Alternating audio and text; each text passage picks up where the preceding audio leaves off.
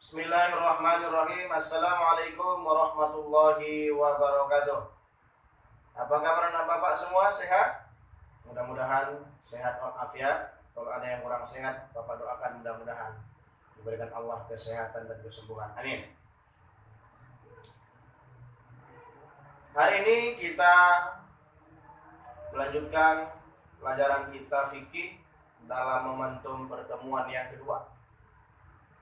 Hari ini kita membahas tentang ketentuan sujud syukur. Ya, ketentuan sujud syukur. Bagi anak bapak yang ada buku fikihnya, silakan dibuka di halaman 5 yang berkaitan dengan ketentuan sujud syukur. Sujud syukur merupakan salah satu bukti bagi seorang hamba untuk tunduk dan merendahkan diri di hadapan Allah Subhanahu wa taala, mengaku dirinya sebagai makhluk lemah dan tidak berdaya. Dalam mengerjakan sholat, sujud merupakan sebagian dari rukun sholat yang harus dilaksanakan. Bersyukur itu sama dengan berterima kasih kepada sesama manusia, lebih cenderung menunjukkan perasaan senang dan menghargai sesama.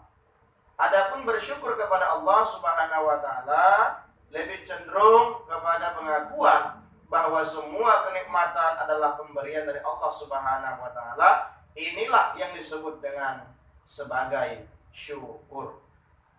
Lawan kata dari syukur nikmat adalah kufur nikmat, yaitu mengingkari bahwa kenikmatan bukan diberikan oleh Allah Subhanahu wa taala. Kufur nikmat berpotensi merusak keimanan. Pengertian dan dalil dari sujud syukur. Sujud adalah meletakkan dahi seluruh bagian telapak tangannya di atas tanah dan mengangkat kedua siku-sikunya di atas tanah dengan penuh ketundukan dan kehusyuan. Sedangkan syukur dan kata-kata yang seakar dengannya di dalam Al-Quran meliputi makna pujian atas kebaikan, atau disebut dengan ucapan terima kasih, atau menampakkan nikmat Allah Subhanahu wa taala ke permukaan yang mencakup syukur dengan hati, syukur dengan lidah, dan syukur dengan perbuatan. Di dalam hal ini, syukur juga diartikan sebagai menggunakan anugerah ilahi sesuai dengan tujuan penganugerahannya. Jadi, sujud syukur ialah sujud terima kasih, yaitu sujud satu kali di waktu mendapat keuntungan yang menyenangkan atau terhindar dari kesusahan yang besar. Firman Allah dalam Al-Quran, bisa Bapak lihat di dalam Al-Quran, Quran surah Ibrahim, wa ista'azzana rabbukum la in syakartum la azidannakum wa la in kafartum inna azabi lasyadid. Yang artinya, dan ingatlah juga tatkala Tuhanmu memaklumkan, sesungguhnya jika kamu bersyukur, kata Allah, pasti kami akan menambah nikmat kepadamu. Dan jika kamu mengingkari nikmatku, kata Allah, maka sesungguhnya azabku sangat pedih.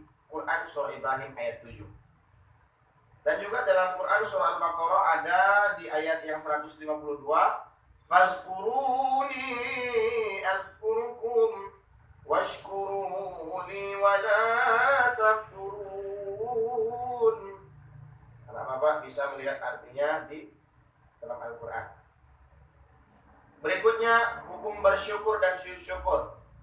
Seseorang hendaknya senantiasa bersyukur kepada Allah Subhanahu wa taala kapanpun, dalam kondisi apapun.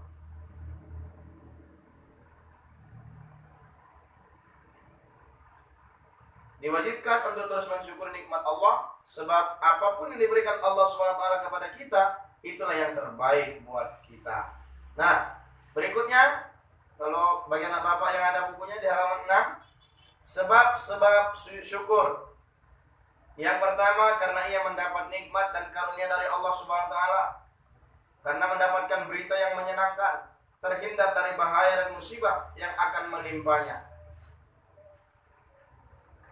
Nah, jadi terkait dengan sujud syukur ini dan dalil-dalilnya, tadi kalau anak bapak sudah mendengarkan video, insya Allah anak bapak akan bisa menjawab pertanyaan yang akan bapak berikan ini. Soal yang pertama, tuliskan pengertian dan dalil sujud syukur. Yang kedua, tuliskan hal-hal yang menyebabkan seseorang melakukan sujud syukur. Itulah pertanyaan yang Bapak berikan. Mudah-mudahan anak Bapak bisa menjawab dengan baik dan benar di rumah. Barangkali cukup sekian yang Bapak sampaikan. Assalamualaikum warahmatullahi wabarakatuh.